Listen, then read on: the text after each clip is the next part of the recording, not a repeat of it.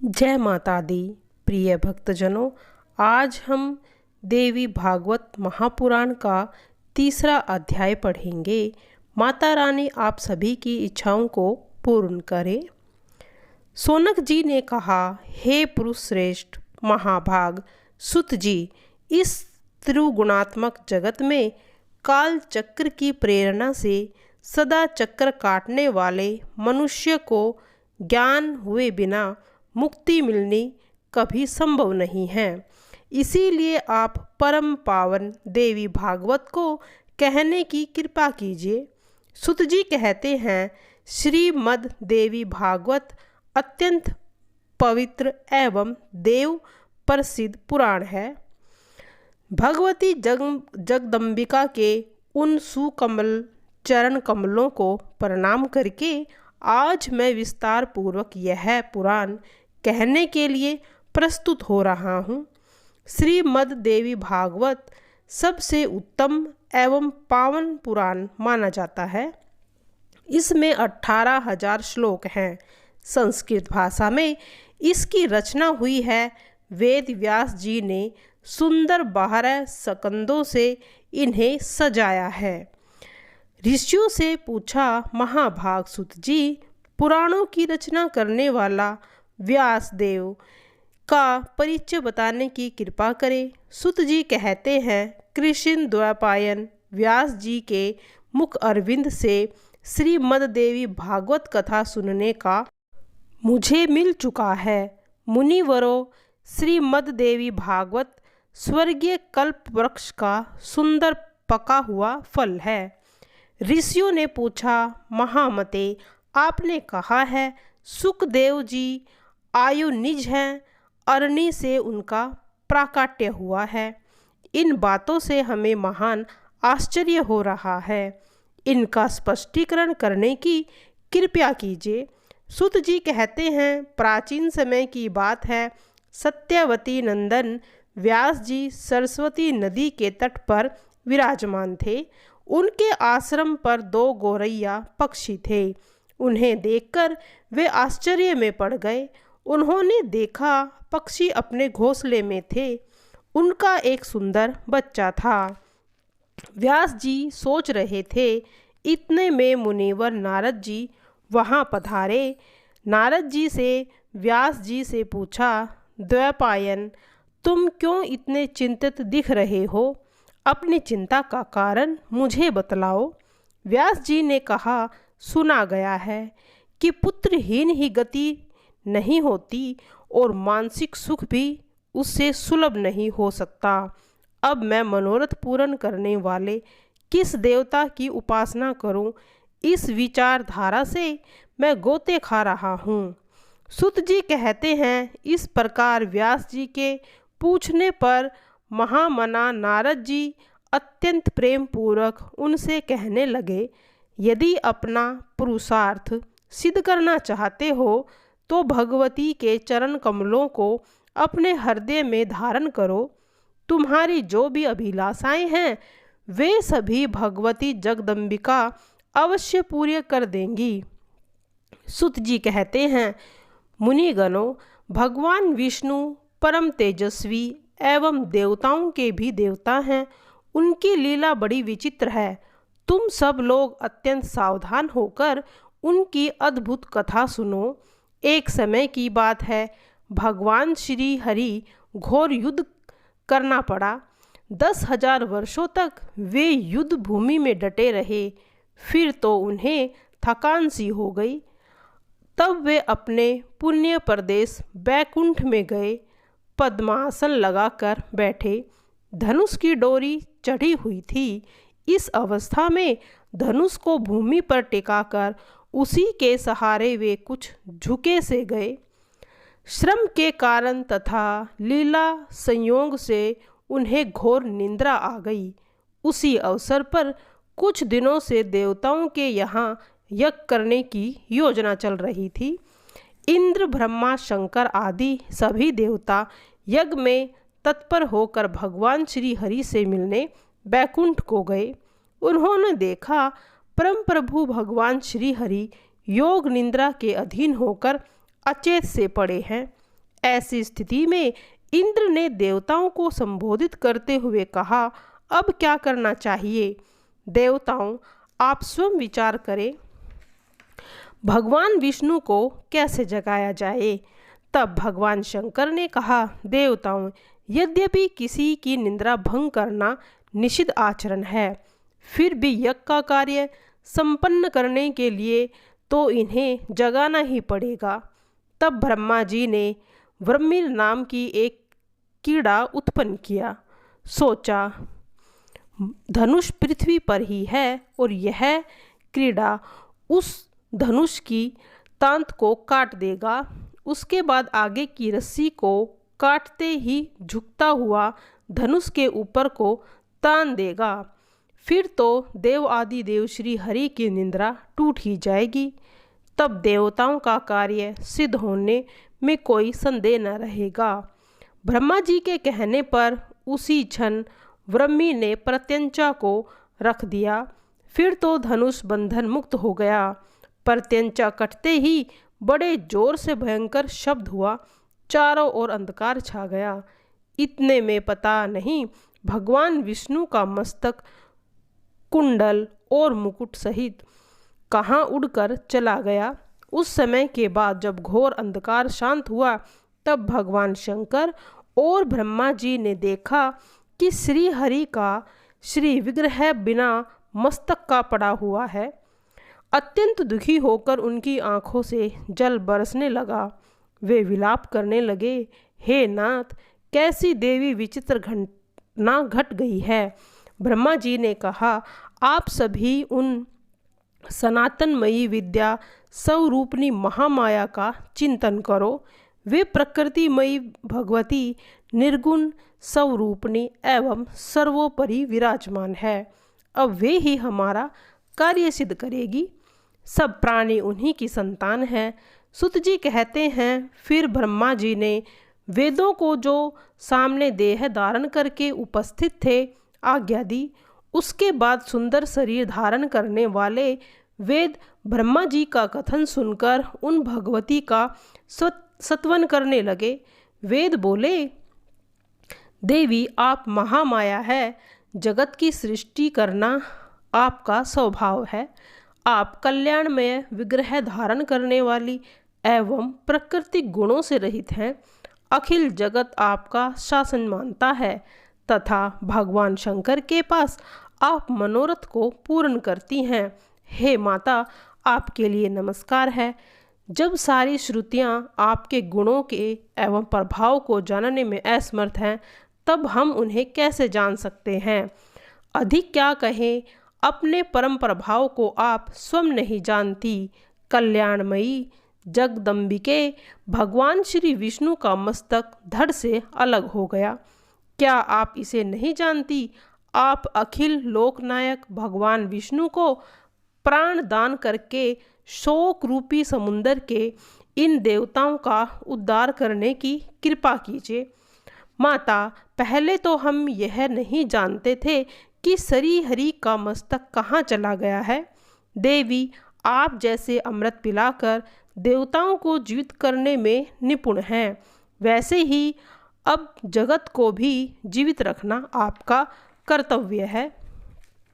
सुत जी कहते हैं, इस प्रकार जब वेदों ने भगवती जगदम्बिका का सत्वन किया, तब वे गुण अतीता मायामयी देवी अत्यंत प्रसन्न हो गई। फिर तो देवताओं को लक्ष्य करके आकाशवाणी होने लगी, देवताओं, तुम्हें चिंता करने की कोई आवश्यकता नहीं है। तुम लोग श्री हरि के छिन्न मस्तक होने का कारण सुनो। एक समय की बात है, भगवान श्री विष्णु लक्ष्मी के साथ एकांत में विराजमान थे। लक्ष्मी के मनोहर मुख को देखकर उन्हें हंसी आ गई। लक्ष्मी ने समझा, हो न हो, भगवान विष्णु की दृष्टि में मेरा मुख कुरूप सिद्ध हो चुका है, अतएव मुझे देखकर उन्हें हंसी आ रही है। फिर तो महालक्ष्मी को क्रोध आ गया। तब झट से मुख से निकल गया, तुम्हारा यह मस्तक गिर जाए। इसी से इस समय इनका सिर क्षीर समुंदर में लहरा रहा है। देवताओं, इसमें कुछ कारण दूसरा भी है। यह वह है कि हयग्रीवा नामक एक दैत्य हो चुका है। सरस्वती नदी के तट पर जाकर उसने महान तप किया। वह मेरे एकाक्षर मंत्र माया बीज का जाप करता रहा। वह दैत्य 1000 वर्ष तक ऐसा कठिन तप करता रहा। तब मैं भी तामसी शक्ति के रूप में सजकर उसके पास गई और जैसे ही रूप का वह ध्यान कर रहा था, ठीक उसी रूप में मैंने उसे दर्शन दिए। मैं सिंह पर बैठी थी। मैंने कहा, हे महाभाग, वर मांगो। सुवर्थ तुम्हें इच्छा हो उसे मैं देने के लिए तैयार हूँ। मुझ देवी की बात सुनकर वह दानव प्रेम से विभोर उठा। उसने तुरंत मेरी प्रदक्षिणा की और चरणों में मस्तक झुकाया। हयग्रीव बोला, माता, जिस किसी प्रकार की मुझे मृत्यु का मुख न देखना पड़े, वैसे ही वर देने की कृपा कीजिए। देवता और दानव कोई भी मुझे जीत ना सके। देवी ने कहा, देखो, जन्मे हुए की मृत्यु और मरे हुए का जन्म होना तो बिल्कुल निश्चित है। राक्षस राज, मृत्यु के विषय में तो ऐसी बात पक्की समझ लेनी चाहिए। अतः मन में सोच विचार, जो इच्छा हो वर मांगो। हयग्रीवा बोला, अच्छा तो हयग्रीवा के हाथ ही मेरी मृत्यु हो, दूसरे मुझे न मार सके। देवी ने कहा, महाभाग, अब तुम घर जाओ और आनंद पूर्वक राज्य करो। यह बिल्कुल निश्चित है, हयग्रीवा के सिवा दूसरा तुम्हें कोई नहीं मार सकेगा। वही पापी इन दिनों मुनियों और वेदों को अनेक प्रकार से सता रहा है। त्रिलोकी में कोई भी ऐसा नहीं जो उस दुष्ट को मार सके। इसीलिए इस घोड़े का सुंदर सिर उतार कर श्री विष्णु के धड़ से जोड़ दिया जाए। यह कार्य ब्रह्मा जी के हाथ से संपन्न होगा। उसके बाद वे ही भगवान हयग्रीवा देवताओं के हित साधना के लिए उस दुष्ट एवं निर्दयी दानव के प्राण हरेंगे। सुत जी कहते हैं, ब्रह्मा जी ने उसी क्षण सुरगण के सामने ही तलवार से घोड़े का मस्तक उतार दिया। साथ ही तुरंत उसे भगवान के शरीर पर जोड़ने की व्यवस्था संपन्न कर दी। फिर तो भगवती जगदम्बिका की कृपा प्रसाद से उसी क्षण भगवान विष्णु का हयग्रीवा अवतार हो गया। वह दानव बड़ा ही अभिमानी था। देवताओं से उसकी घोर शत्रुता थी। अवतार लेने के पश्चात कितने समय तक भगवान उसके साथ युद्ध भूमि में डटे रहे। तब कहीं उसकी मृत्यु हुई। मधु कैटम्ब को देवी का वरदान। सुत जी कहते हैं, महाअनुभव, प्राचीन समय की बात है। त्रिलोकी की जलमग्न हो गई थी और केवल भगवान विष्णु शेषनाग की सैया पर सोए हुए थे। उनके कान के मैल से मधु और कैटम्ब नामक 2 दानव उत्पन्न हुए। समय के अनुसार उस समुद्र में वे ही प्रतापी दैत्य तरुण हो गए। एक समय की बात है, वे स्थूल काया दानव समुद्र में खेल रहे थे। इतने में ही वे दोनों भाई मन ही मन सोचने लगा, बिना आधार के यह अगाध जल किस पर ठहरा है? इसने इसकी उत्पत्ति की और क्यों की? अब तो वे ध्यान और जाप करने में लगे थे। अन्न जल छोड़ दिया, मन और इंद्रियों पर विजय प्राप्त कर ली और 1000 वर्ष तक उन्होंने बड़ी कठिन तपस्या की। फिर तो वह परम आराध्य शक्ति मधु और कैटम्ब पर प्रसन्न हो गई। उनकी स्थिति देखकर शक्ति का मन कृपा से ओतप्रोत हो गया। अतएव आकाशवाणी होने लगी, दैत्यों, तुम्हारी तपस्या से मैं प्रसन्न हूँ। स्वेच्छा अनुसार वर मांगो, उसे मैं पूर्ण कर दूंगी। सुत जी कहते हैं, इस प्रकार की आकाशवाणी सुनने के बाद मधु और कैटम्ब ने कहा, सुंदर व्रत का पालन करने वाली देवी, तुम हमें मरने की इच्छा का वरदान दे दो। आकाशवाणी हुई, दैत्यों, मेरी कृपा से इच्छा करने पर ही मौत तुम्हें मार सकेगी। सुत जी कहते हैं, देवी के यो वरदान देने पर मधु और कैटम्ब को अत्यंत अभिमान हो गया। द्विजवरों, कुछ समय के पश्चात एक दिन अनायास ही प्रजापति ब्रह्मा जी पर उनकी दृष्टि पड़ी। ब्रह्मा जी कमल के आसन पर विराजमान थे और मधु और कटम्ब ने अपार बल था। वे पितामह से कहने लगे, सुव्रत, तुम हमारे साथ युद्ध करो। सुत जी कहते हैं, मधु और कटम्ब बड़े बलवान थे। उन्हें देखकर ब्रह्मा जी उपाय सोचने लगे। सभी शास्त्रों के वे पूर्ण जानकार थे। युद्ध संबंधी साम, दान, दंड और भेद अनेक उपाय उनके सामने आए। सोचा, इन राक्षसों में वास्तविकता का कितना बल है, यह मैं बिल्कुल नहीं जान सकता। शत्रु का बल जाने बिना युद्ध में प्रवृत्त हो जाना ठीक नहीं समझा जाता।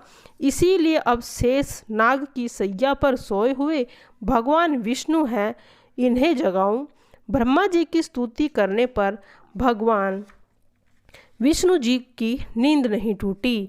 उन पर योग माया का पूरा अधिकार जमा हुआ था। फिर तो चित्त को एकाग्र करके उन्होंने योग निद्रा की स्तुति आरंभ कर दी। ब्रह्मा जी बोले, देवी, मैं जान गया हूँ तुम निश्चय ही इस जगत की कारण स्वरूपा हो। भगवान विष्णु आज गहरी नींद में मग्न है। माता, तुम समस्त प्राणियों के अंतकरण में निवास करती हो। ऐसी स्थिति में इन दानव, मधु और कटम्ब का स्वयं संहार करो। देवी, तुम संपूर्ण जगत की माता हो। सभी मनोरथों को पूर्ण करना तुम्हारा स्वभाव है। सुत जी कहते हैं, जब इस प्रकार ब्रह्मा जी ने भगवती की स्तुति की, तब तामसिक निद्रा देवी भगवान विष्णु के श्री विग्रह से निकलकर बगल में खड़ी हो गई और मधु और कटम्ब के सहारे लिए ही भगवती योग निद्रा में ऐसी कृपा की। फिर तो भगवान विष्णु जब अपने शरीर को हिलाने डुलाने लगे, तब उनके दर्शन करके ब्रह्मा जी आनंद विभोर हो उठे। साथ ही उन्हें श्री हरि की परिक्रमा आरंभ कर दी। प्रिय भक्त, जो यहाँ पर तीसरा अध्याय समाप्त होता है। और अब सुनेंगे माता की आरती। जय अम्बे गौरी मैया, जय अम्बे गौरी, जय मंगल कारिणी, जय आनंद कारिणी। तुम निश दिन ध्यावत हरि ब्रह्मा शिव जी। जय अम्बे गौरी मैया, जय अम्बे गौरी। मांग सिंदूर विराजत, टीको मृग मद को। उज्ज्वल से दऊ नैना, चंद्र बदननी को। ओम जय अम्बे गौरी। कनक समान कलेवर, रक्तांबरी राजे। रक्ति पुष्प गलमाला, कंठन पर साजे। ओम जय अम्बे गौरी। केहरी वाहन राजत, खड्ग खपर धारी। सुर नर मुनि जन सेवत, तिनके दुख हारी। ओम जय अम्बे गौरी। कानन कुंडल शोभित, नासाग्रे मोती। कोटि की चंद्र दिवाकर, राजत समय ज्योति। ओम जय अम्बे गौरी। शंभु निशंभु विडारे, महिषासुर घाती। धूम्र विलोचन नैना, निस दिन मधमाती। ओम जय अम्बे गौरी। मधु कटम्ब सहारे, शोणित बीज हरे। तुम ब्रह्माणी, तुम रुद्राणी, तुम कमला रानी। ओम जय अम्बे गौरी। आगम निगम बखानी, तुम शिव पटरानी। 64 योगिनी गाव, नृत्य करत भैरू। ओम जय अम्बे गौरी। तुम ही जग की माता, तुम ही हो भरता। भगतन की दुख हरता, सुख संपत्ति करता। ओम जय अम्बे गौरी। भुजाचार अति शोभित, वर मुद्राधारी। मैंने वांछित फल पावत, सेवत नर नारी। ओम जय अम्बे गौरी। कंचन थार विराजत, अगर कपूर बाती। श्रीमाल के तुम राजत कोटि रतन ज्योति। ओम जय अम्बे गौरी। श्री जम अम्बे जी की आरती जो कोई नर गावे, कहत शिवानंद स्वामी सुख संपत्ति पावे। ओम जय अम्बे गौरी। जय श्यामा गौरी मैया, जय श्यामा गौरी।